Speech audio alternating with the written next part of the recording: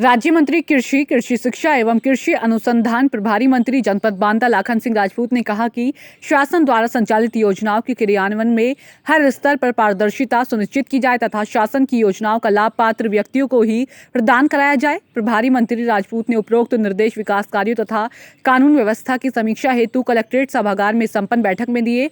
उन्होंने मुख्य पशु चिकित्सा अधिकारी को निर्देशित किया कि अन्ना पशुओं को गोवंश आश्रय स्थलों में रखने का कार्य प्राथमिकता पर किया जाए, जिससे किसानों की फसलों को नुकसान न हो। उन्होंने मुख्य चिकित्सा अधिकारी को निर्देश दिए कि प्रधानमंत्री जन आरोग्य योजना के अंतर्गत आयुष्मान भारत गोल्डन कार्ड गरीब एवं व्यक्तियों के ही बनाए जाएं, ताकि इस योजना का लाभ प्रत्येक गरीब तबके के लोगों को मिल सके।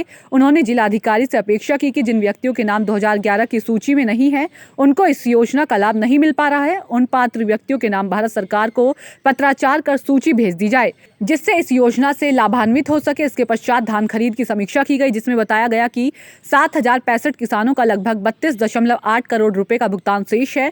उन्होंने खाद्य विपणन अधिकारी को निर्देशित किया कि शीघ्र शेष किसानों का भुगतान कराए। नलकूप विभाग की समीक्षा के दौरान बताया गया कि जनपद में 656 नलकूप संचालित है, जिसमें 21 नलकूप वर्तमान में बंद है। मंत्री ने प्रत्येक जनप्रतिनिधि को नलकूपों की सूची दिए जाने के निर्देश दिए। साथ ही यह भी निर्देश दिए कि जो भी नलकूप बंद है उनको तत्काल मरम्मत कराकर संचालित कराया जाए। कृषि मंत्री श्री राजपूत ने कृषि विभाग के अधिकारियों को निर्देशित किया कि प्रधानमंत्री किसान सम्मान निधि योजना के तहत ज्यादा से ज्यादा प्रचार प्रसार कर जन सामान्य को जानकारी दी जाए, जिससे इस योजना का लाभ किसानों को प्राप्त हो सके तथा विकास खंड वार कैंप लगाकर किसानों को जानकारी दी जाए तथा इस योजना से जुड़ने का कार्य किया जाए। कितने खातों में अभी तक भेजी गई है, कितने किसान शेष हैं?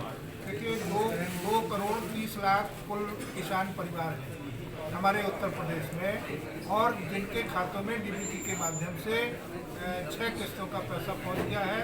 और 25 दिसंबर को माननीय प्रधानमंत्री जी द्वारा 9 करोड़ किसानों के खातों में 18,000 करोड़ रुपए की धनराशि एक साथ वितरित की। मंत्री जी, शायद आपको मालूम नहीं है, बांदा जिले में अभी तक जो है केवल 60% किसानों के खातों में सम्मान निधि दी गई है। 10% के खाते में बिल्कुल नहीं गई है। 20% के खाते में एक बार गई है या 2 बार गई है। देखिए मैं बताना उसके बाद ब्रेकअप हो गया है और उसके बाद ब्रेकअप की बात आ गई ना। मैं इस संबंध में आपको बताना चाहता हूँ कि जिन किसानों का मिसमैचिंग के कारण या खाता गड़बड़ होने के कारण, आधार कार्ड में गड़बड़ी होने के कारण, नाम गड़बड़ी होने के कारण उनके खातों में नहीं जा रहा है। उत्तर प्रदेश सरकार ने, कृषि विभाग ने इसका आकलन कराया और पूरे प्रदेश में 7 लाख किसान ऐसे पाए गए हैं जो मिसमैचिंग के कारण नहीं जा रही है। उनके खातों में शीघ्र उनका सुधार करके उनके खातों में दी जाएगी। मंत्री जी, एक सवाल है यहाँ सिंचाई का सबसे बड़ा, और आपके ये जो केन नहर है हर साल 14 जनवरी को आ जाती थी, लेकिन आपकी ये बांदा ब्रांच है, मुख्य बांदा ब्रांच, ये अभी तक नहीं आई। पानी नहीं जा रहा। पानी नहीं जा रहा। देखिए सभी को निर्देशित कर दिया गया। सफाई का हमने, उत्तर प्रदेश सरकार ने सफाई का समय चेंज किया है। बरसात में सफाई होती थी, हमने अक्टूबर के माह से इधर को सफाई कराने का काम किया। अक्टूबर के माह से इधर सफाई का काम किया, क्योंकि जब सफाई बरसात में होती थी तो कॉन्ट्रैक्टर सफाई नहीं कराते थे और कहते थे कि पानी बरस गया साहब, ये खत्म हो गई है, इसलिए ऐसा हो गया।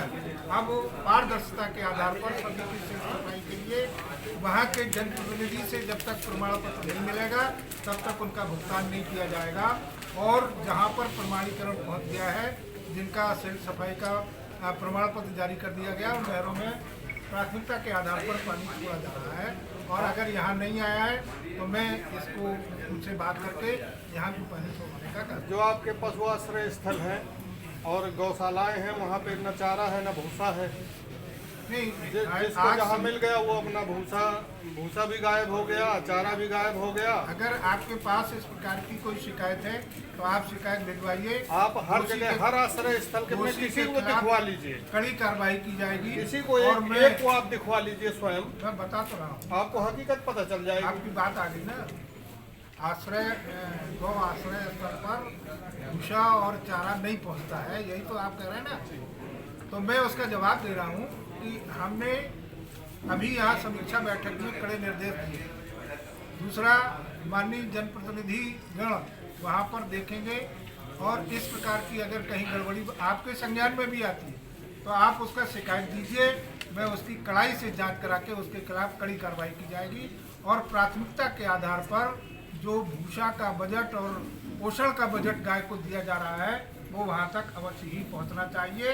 ये सरकार की प्राथमिकता है। एक आखिरी सवाल मंत्री जी, ये जो आपका बांदा शहर का रिंग रोड है जिसकी वजह से पूरे शहर में भीड़ भाड़ और आए दिन जाम लगते रहते हैं, आपकी सरकार को 4 साल पूरे हो गए, आगे वाला अभी मेरे तक को रिंग रोड नहीं पूरा हुआ, क्या वजह?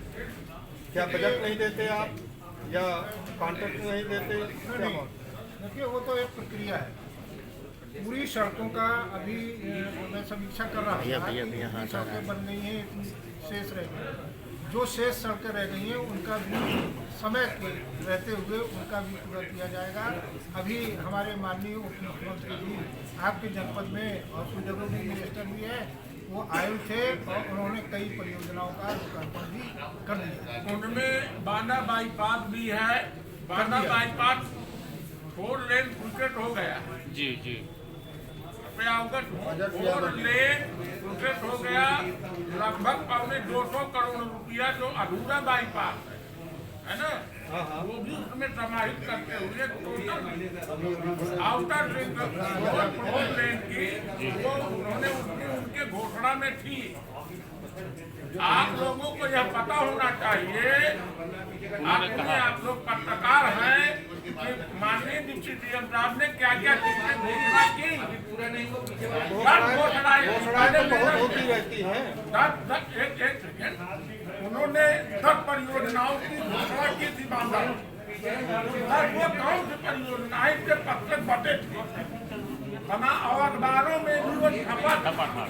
मैं रिंग रोड की बात कर रहा मैं हूँ, रिंग रोड की बात कर रहा हूँ। नहीं कर रहा हूँ। मैं रिंग रोड की बात कर रहा हूँ। हम देख रहे हैं कि पिछले 4 साल से आपकी सरकार है और वो जितना था उतना ही पड़ा हुआ है और दूसरी तरफ से वो टूट भी गया है। दुबे जी, मैं आपकी बात से सहमत हूँ, पर जो प्रश्न आपने किया अभी 24 तारीख को माननीय डिप्टी सीएम साहब ने जो 10 परियोजनाओं की घोषणा की है, आप उसमें वित्तीय स्वीकृति हो गई, वो प्रोसेस पे है और वो 4 लेन हुआ है। ये भी मैं आपको बता दूं, थोड़ा जो समय लगा, भूमि अधिग्रहण का लफड़ा था आप के गांव में है, आपको तो पता।